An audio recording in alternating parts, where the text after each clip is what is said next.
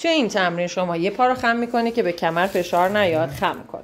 اینو قفل کن، پنجه‌تو بکش بدون اینکه بچرخونی به تو. زور اضافه نزن. نه چرخون به تو پاتو. نچرخون. آره نگهدار، قفل کن. سفت مچ کشیده. بیا بالا پاتو. حتما نه.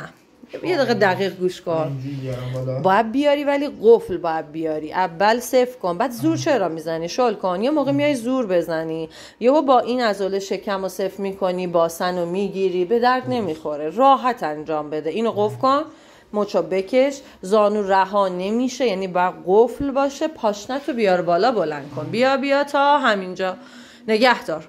1001 تا 1006 مکس کن بدون اینکه زانوت رها بشه. بذار رو زمین. خوبه. 6 تا شد. میذاری پایین، همه رو ول میکنی. شل کن. تا شل نکردی نباید بعدی رو بری. هم زانو رو شل کن، هم پنجه رو. نباید زانو مدام تو فشار باشه. بعد دوباره صفر کن، بکش، بیا بالا. 10 تا میخوام.